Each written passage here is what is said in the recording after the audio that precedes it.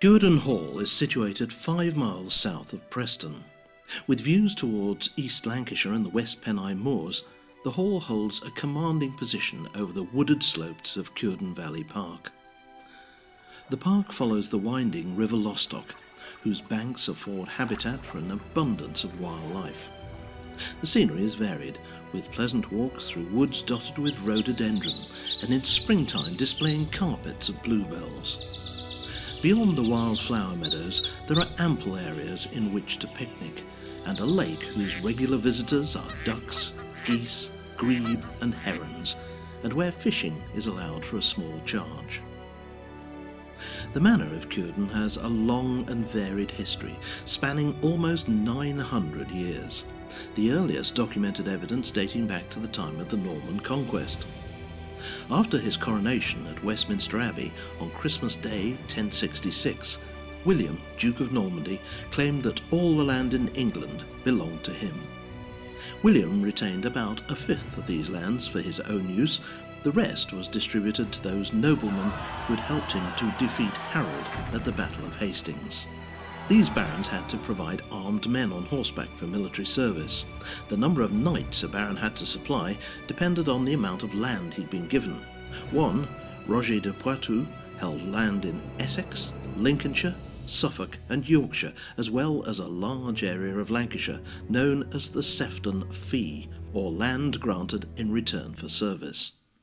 Part of this fee was the manor of Cuerden.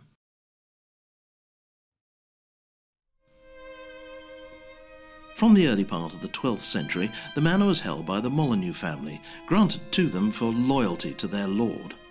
From 1310 until 1521, the lordship of the manor was vested in various branches of the Charnock family, from which it passed through the Langtons, Sweetings and Banasters to the Parkers, the last two being united by marriage.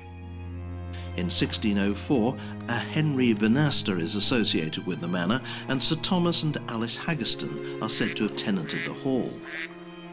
Around 1688, Christopher Banaster of Banks is listed as owner of Cuerden Hall. At this time, another link is forged that is to affect the later history of Cuerden, and which will eventually raise it from a comparatively small residence to the building we see today.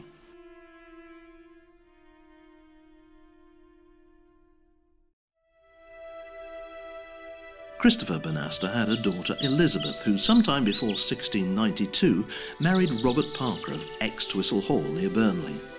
The Parkers were a landed family of similar antiquity to the Banasters, and they owned large estates in the Burnley area.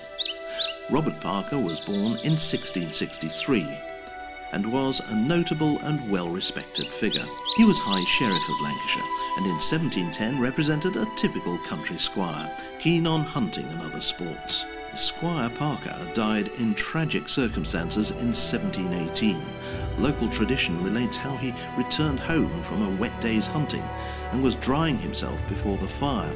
Unfortunately, he'd forgotten to remove the powder charges from the flintlock gun in his pocket. They exploded and he was killed.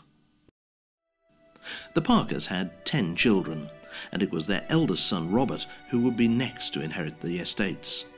With the marriage of Robert to Anne, heiress of Thomas Townley of Royal, we now see the estates of Cuerden, Extwistle and Royal united.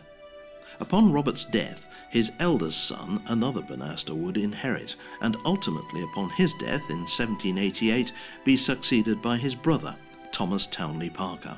The marriage of Thomas and Susanna, sister and heiress of Peter Brooke of Astley and Charnock, added further to the estate of Cuerden. For some time, Thomas and Susanna lived at Cuerden, which was now the family seat. It is around this time that there's reference to the ancient blood sport of cockfighting on the estate, and a circular stone table at the rear of the hall is said to have been used as part of this sport, probably where the cockers, as they were called, would place their bets on the outcome of the main events, the cockpit being nearby. After the untimely death of Thomas in 1794, Susanna returned with her family to live at Astley Hall.